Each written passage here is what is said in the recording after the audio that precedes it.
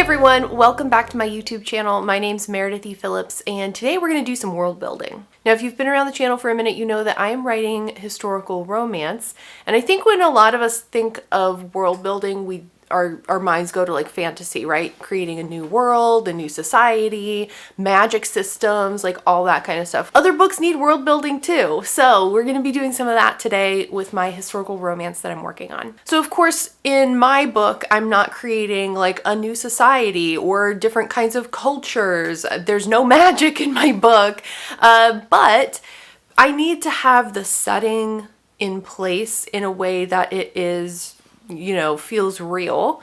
So that might involve some research on my part. And you know that can get very dangerous because the amount of rabbit holes that come up are immense. For the most part at this point, as far as I know, the story is going to take place in London, which was a setting that I used for my last book. And I researched it a lot for my last book, and this book takes place a year before, in 1811 instead of 1812. So I have a lot of research on London at the time already completed, and I'm going to certainly draw on that. What I really want to focus on today, and this is going to be so dangerous for me, but it's time to dig into it. I need to work out the secondary characters in the story. So thus far, I've been working on my two main love interest characters, really delving into them, you know, what are they afraid of? What do they want? What are their motivations? Like all that kind of stuff. I did a whole vlog on that, I think 2 weeks ago by the time you're seeing this video. I'll link it below in case you missed it. But these characters are not in a vacuum, just each other. They have families, they have best friends, they have acquaintances, they have people in society that they don't like or don't get along with. So I need to start really working out some of those relationships. Some of them I already have a few ideas for, but I need to like get names for different characters. I know that my one of my characters is going to have like a best friend. Who is she? What is her name? What's her deal? No clue. Absolutely no clue. So I got to do a little work on that kind of thing. I really love well-developed secondary characters in novels, especially when it comes to like historical romance or really any kind of romance genre. I feel like does this where you have this huge cast of characters and then you get to see people sort of in the background of the main story, and it gives the author a chance to potentially hint at future books in the series. I love that. I love that. So I obviously am going to incorporate that into mine. Now I am going to be cheating a tiny bit here. I don't think I've said this yet, but in November, okay, we're backing up. In November, I wrote what was supposed to be book 2 in the series, where book 1 is the book I'm currently querying. That was a huge thing. Okay. In book 2, the main male character has like a cohort of best buddies. There's like 5 guys in this, like the burger joint. There's 5 guys in this like friend group. And I didn't do a huge amount of work, but like I have names, I have titles, I have like basic personality traits of all of them. So what I've actually done for the current book I'm working on is I took that friend group and I took one of the guys out of it, and he's the main love interest for this current story. So I still have the other 4 dudes like hanging out, and the dynamic between them is really fun. I had, I think, just one scene. Yeah, just one scene in the book I wrote in November where all of them were together, and it was so much fun. It was so much fun. And this book, the way it's set up, there'll be more opportunities for this friend group to be together. So anyway, I'm like really excited. And of course, as soon as I start going deeper into these characters and like who are they, what are they doing, blah blah blah blah, I'm gonna have so many ideas. I'm gonna have so many ideas. I already have ideas for them, and they are just gonna go nuts, and it's exciting. And then of course, back in ye olden England times, the vast majority I would say, had more than one kid, right? I need to sort of work out whose brothers and sisters are doing what. And I always have ideas for them too. So we're on the brink. We are on the brink of like a whole cascade of book ideas, which is exciting and a little frustrating because it's like I can't write 17 books at the same time. I gotta focus on just this one. I think the only other thing I have going on is I am making bread. I learned how to make bread. Learned how to make bread. It's not that hard. Anyway, I made a loaf of bread a few weeks ago and it like turned out pretty good. I'm like not gonna lie. I was very impressed with myself. And so I'm making another loaf to go with dinner tonight. So it is rising currently in the kitchen. So I'll mess with that a little later. And then our little bunny friend from the beginning that you saw, Astrid, she's our foster bunny. She is getting her spay done today. And so she will be coming home later, 5, 6, maybe 7 o'clock. It'll be later in the day. So I'll be monitoring her a little bit more intensely to make sure she's doing good. But for now, it's just the 2 dogs in here. Chill for the moment. It's rainy. It's kind of gross outside. It's a good day for writing. So let's go. Also, both of the dogs thought it would be a great idea to fart in my room, which was honestly pretty rude. So we've had to deploy a candle to get rid of it. Ugh. All right, here we are once again in front of my computer. Where should I start?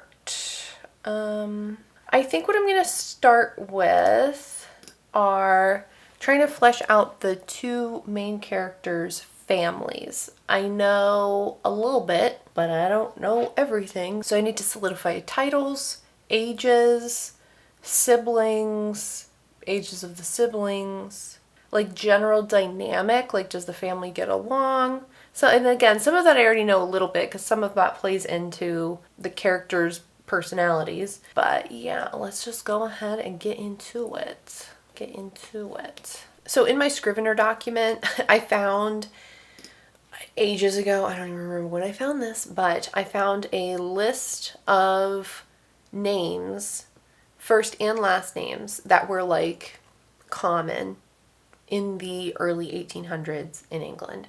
So I have like just a list of names, which is great when you're doing this kind of like character stuff where you're like, I just need a name for this character. I like to try to make them relatively accurate, historically accurate. If you read some historical romance especially, but I'm sure like historical fiction will do this too. I've read some book recently where like the main character's name was Alicia. Alicia from 1820, like, was that a name back then? Maybe, but it definitely was not very popular. Like, they really didn't get super creative with their names. Alicia to me just sounds so 80s or like 90s. I don't know. To me, as a reader, that like threw me off because it did not sound at all like a name that you would have commonly found in the 1820s in England. So I like to try to keep it as accurate as possible. Some of the names, though, sound so old-fashioned. Some of the names are still popular today, like Charlotte, Catherine. Like, these are names we still use today pretty widely. Those, at least to me, don't sound like old-fashioned necessarily. Other ones on the list, like, it just sounds older to me, like Agnes. I don't know if I could name my main character Agnes. I've actually read a book where the main character is Agnes, and I did not care because it was a great book. But I don't know. Some of them to me are like Dorothy, like older sounding names like that don't always like work. So some of those names I might give to like really tertiary kind of characters that you're only going to see on like 2 pages or something. But when I'm creating names for like the main character's parents, the main character's parents were not born in like the late 1700s, early 1800s. They would have been born like mid 1700s. So now, obviously, I have to look up what names were popular in like the 1760s. Maybe it's going to be the same. I don't remember. So let me look that up because that's obviously incredibly important. And then when it comes to naming characters, of course, you know, we all have our own biases, I guess. Your experience with Jonathans is going to decide for you whether you like that name or not, right? You might have met a Jonathan who was like really mean and gross and like, ew, you're absolutely never going to use that name for like a good character in your story, right? So some of these names for me, I'm like, ugh, that reminds me of this person from like 15 years ago. Screw them. I'm not naming a character their name. So I've got to decide. It's not that important, Meredith. It's really not that important. Just name people, just name people. Especially for like the parents, they're either going to be called like father, mother, mama, papa, like depending on how your character relates to them, or by their title, Lord so-and-so, Lady so-and-so. You're rarely going to use their first name. So again, like, does this matter? No, it doesn't, Meredith. Just pick a name. Oh my gosh. You're making this too much of a deal. I also, oh gosh, this is so stupid. I don't need to do this. Okay, but the other thing is I don't want to waste a good name that I love on the dad character that like you're never really even going to see his first name hardly because he's always going to be Lord so-and-so, right? I'm not wasting William on him. That is an excellent name. Now I got to think up titles for them. Now you could choose one that is like no longer used, which I might go with that because I'm terrible at I don't know.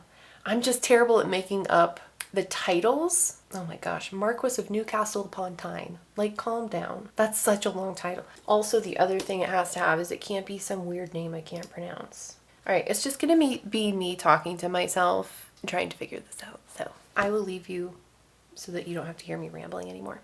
Marquis of Halifax is a no because we already have the Halifax Hellions series, which is excellent. So I can't use that.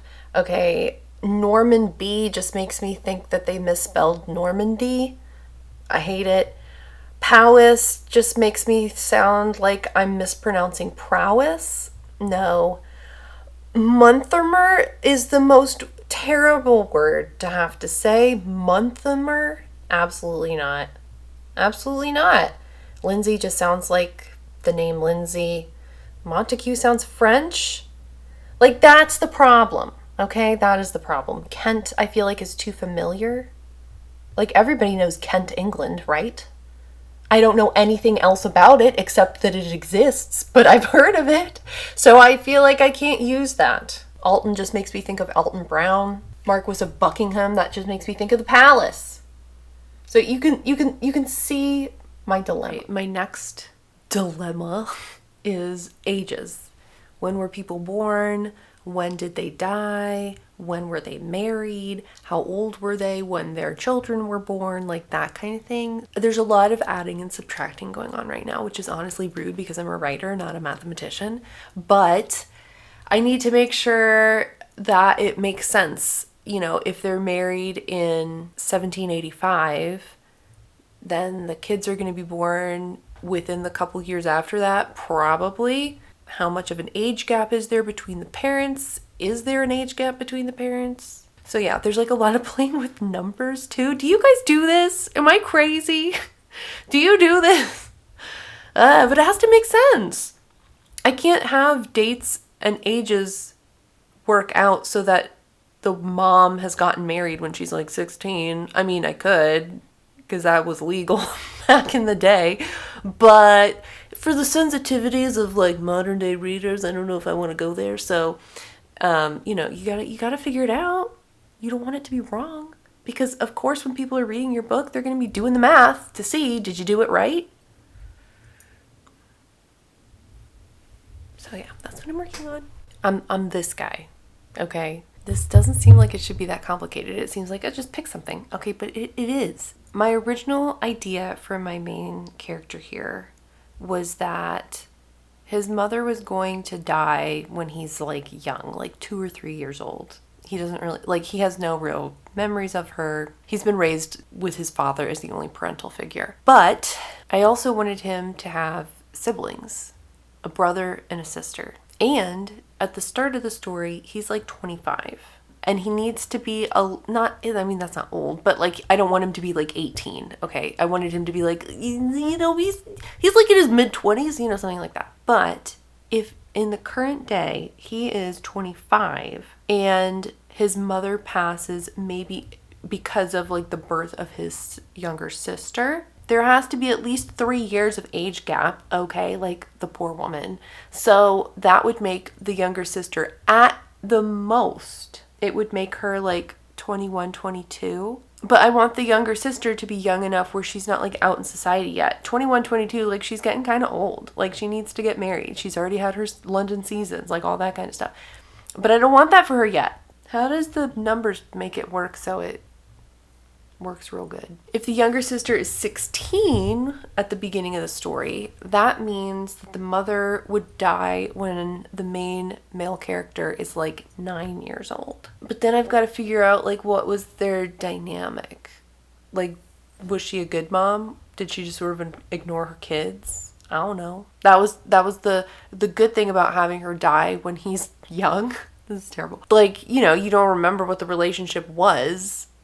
So even if she was like not really a presence in his life all that much, it wouldn't have as big an impact on him. Anyway, still thinking over here on this family situation.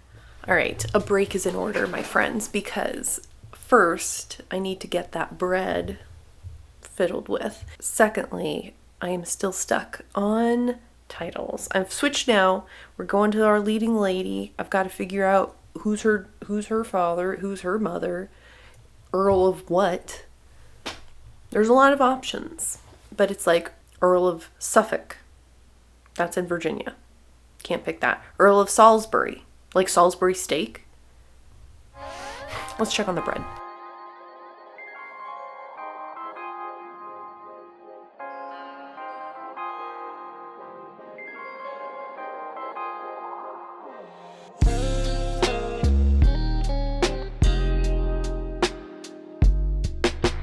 All right, the bread is in the oven for 30 minutes. Then I have to go check it and take off the lid on the Dutch oven and bake it some more. Anyway, let's try. We have 30 minutes. We should be able to figure out a title for this family.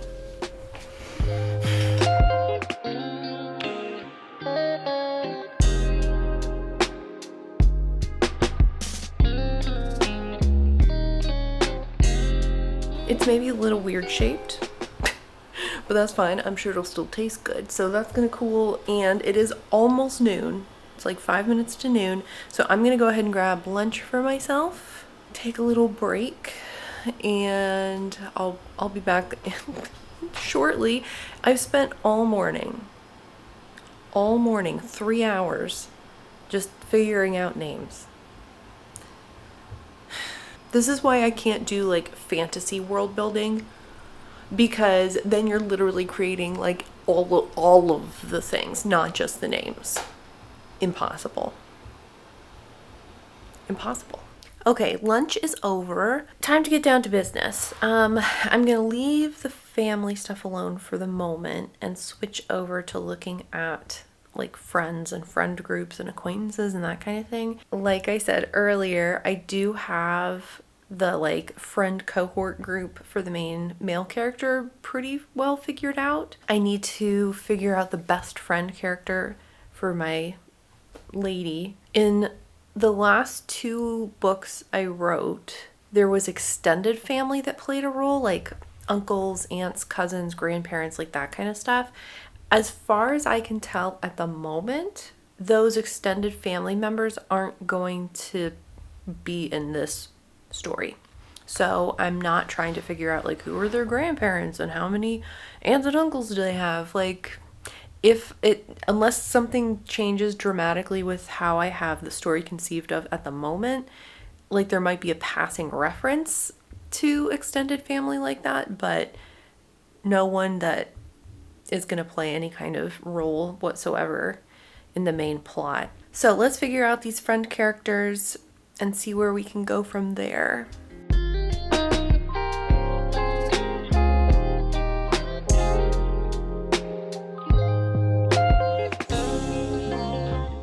It's almost 2 o'clock. I don't feel like I've made much progress. I mean, I've definitely done work. We have birthdays for people, we have names, we have titles, we have at least some sort of brief description of who these people are. I'm working on the best friend character for my main character. I have a teeny seed of an idea for maybe what her book would be. I don't feel like I've cracked some big part of her character yet. I'm gonna keep working for a little bit longer, and then I'm probably gonna be done for today. Because yeah, once again, we've been awake for a very long time. So let me keep working on this and see how far I can get. All right. I did do some notes for this best friend character. I think I get the dynamic between the two of them, so that'll be fun to play with. I think once I start drafting, you know, some of these side characters really, for me at least, are a little vague at first, and then when I'm drafting is when it's like, hello, here's this person. So that's always fun to discover as I go. And I also started working on sort of an antagonist character who's like an acquaintance, but is not the nicest person. So I started working, she has a name now, so that's great. So I'm not sure how long this vlog is going to be. It feels like it might be a little short, but I have other stuff I need to do tomorrow, and vlogging is not going to be one of them. So that was some world building with this story. I'm definitely not done yet. I haven't touched any kind of setting situation. What neighborhood do they live in? Don't know. But that's hopefully a little more straightforward. I just have to pick a neighborhood. And again, like I said at the beginning, I already have a lot of research done on what London would have been like at the time, and I'm thinking I had an idea for like a series of scenes that would take place elsewhere, but I don't know if that's like the best thing to do. We'll see. We're not in outlining yet, so we can always come back to this later if I need to research some other place. Let me know if you enjoy this part of writing or not. Is world building fun for you?